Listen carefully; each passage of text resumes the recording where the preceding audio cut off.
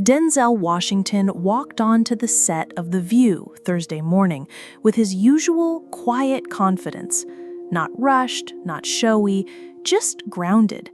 He greeted the hosts with handshakes and a warm smile, then settled into his seat with the ease of someone who had nothing to prove. Whoopi Goldberg welcomed him with open arms. She said, "He's an Oscar winner, a director, a producer, a father, a man of faith, and someone we all admire. Please welcome the incredible Denzel Washington." The audience erupted in applause. Denzel smiled and said, "Thank you, Whoopi. Always good to be with you." Joy Behar chimed in. She said, "I think you're the only man who could make this whole table go quiet just by sitting down." There was laughter around the table. The first segment was light. They talked about Denzel's latest project, a film set during the Reconstruction era, exploring themes of forgiveness, generational trauma, and spiritual resilience. Denzel spoke thoughtfully, weaving in history and personal insight with each answer. He said, "It's not just a story about then, it's a mirror. It asks, how do we carry pain? What do we do with anger? And what's the cost of choosing bitterness over healing?" Sarah Haynes leaned in, her voice gentle as she asked how he tapped into such emotional vulnerability. Denzel responded, "I pray, I read, I sit in silence, and I listen. Most of the time, the work isn't about pretending, it's about remembering." A soft round of applause followed, the room hushed in reverence. As the conversation organically shifted toward politics, an inevitable path when justice and race are discussed, Sunny Hostin seized the moment. She said, "Denzel, you've always emphasized faith, values, and discipline, but rarely do you dive into party politics. Why is that?" Without a pause, Denzel responded, "Because politics is noisy, it's loud. But values, those are quiet. You don't shout integrity, you live it. I don't align myself with tribes, I align myself with truth." The audience nodded in agreement, but Sunny wasn't ready to let go. She pressed, "In today's world, silence can feel like complicity. Do you worry that staying quiet on certain issues makes it unclear where you stand?" Denzel's gaze was steady. He replied, "I'm not avoiding anything. I've marched, I've mentored, I've put kids through school. I've shown up in ways that don't trend on social media. If someone needs me to yell my convictions to believe I have them, they're not listening, they're measuring volume." Sunny followed up with measured persistence. "But isn't there strength in publicly taking a stand, especially when it concerns communities you deeply care about?" Denzel leaned forward slightly and replied, "There's power in doing the work, not just talking about it." But Sunny pushed again. "So would you say your silence is a conscious decision, that you've chosen not to comment on issues like police reform, immigration, or voting rights because you feel it's not your role?" Denzel didn't flinch. "I don't believe in performative outrage. I believe in responsibility. And I'm careful with my words because people listen. That's not silence, that's stewardship." Joy Behar tried to lighten the moment with a joke, but it fell flat. The tone at the table had shifted, subtly but unmistakably. A crack had formed. Sunny said, "I'm just saying, when someone with your level of influence chooses not to speak in key moments, people notice, and some might view that as protecting your brand." Denzel stayed silent for a moment. Then he spoke, calmly and deliberately. "You're confusing dignity with strategy." Sunny raised an eyebrow. "What do you mean?" He looked directly at her. "I mean, I don't raise my voice because I don't have to. And I don't explain myself to people who've already decided what they want to believe." The set was still. Sunny responded, "But don't you think people have a right to ask questions?" Denzel nodded. Questions are fair. Accusations disguised as questions?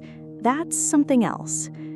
Sarah Haynes shifted uncomfortably in her seat, unsure where to look. Trying to regain control, Whoopi Goldberg interjected, "Let's shift the conversation a little."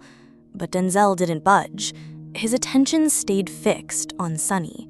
And for the first time in the show's long run, what resonated wasn't what was said. It was what was withheld.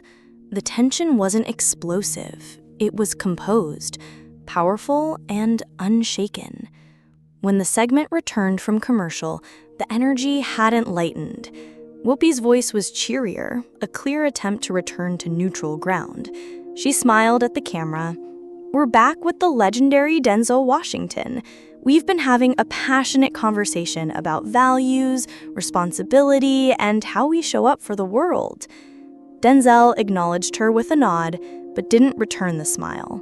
His posture remained upright, hands folded, voice calm. Joy Behar tried to pivot. "Denzel, you've portrayed so many different types of characters over the years.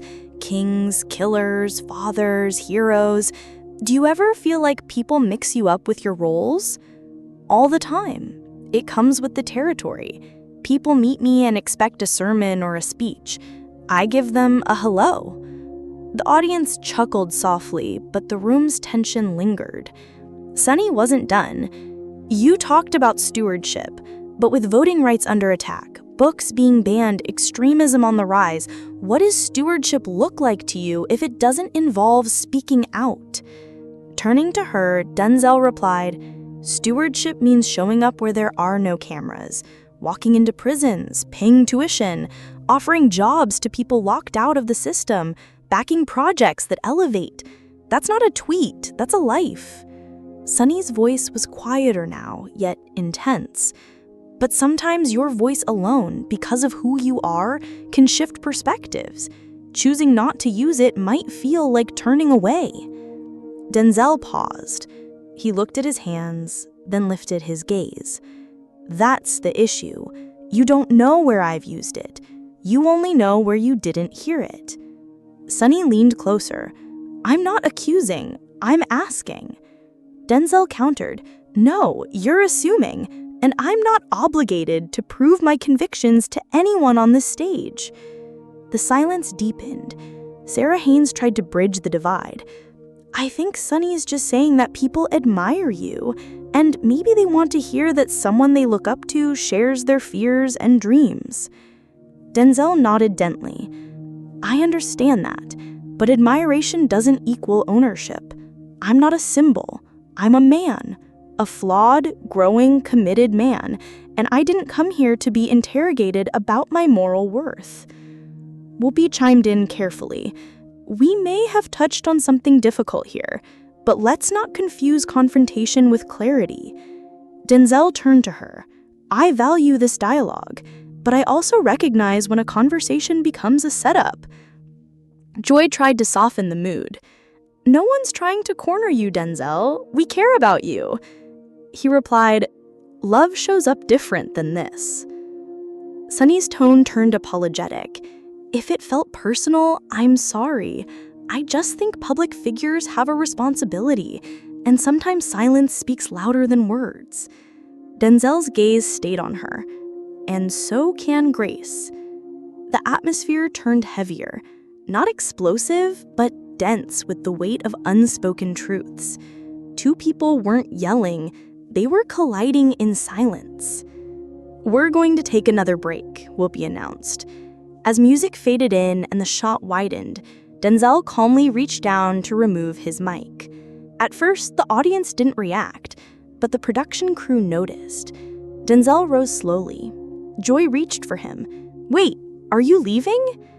He looked at her, then at Whoopi, then at Sunny.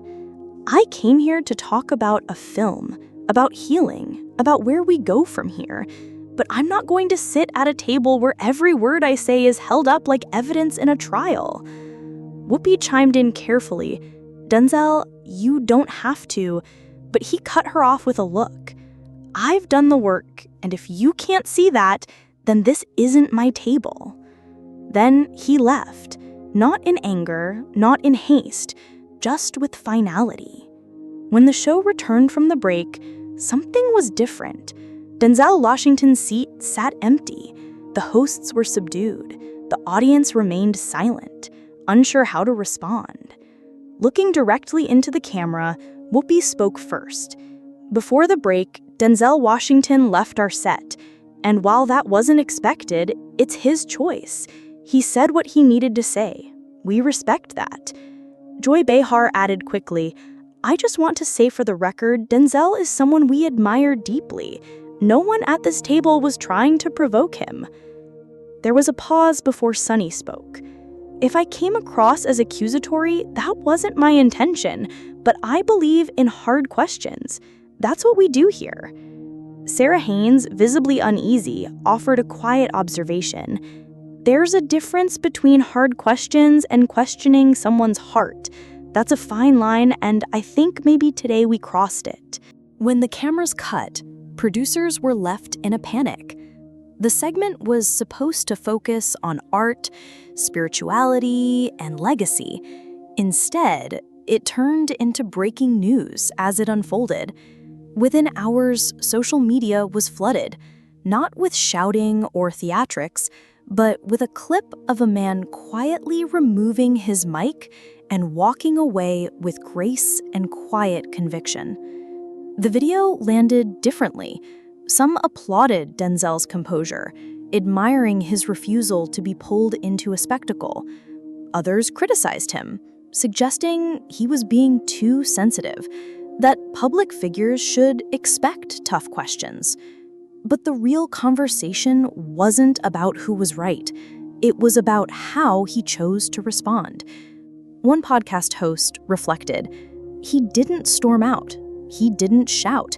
He just stood up and said, 'This isn't my table,' and that's going to stay with people longer than any soundbite."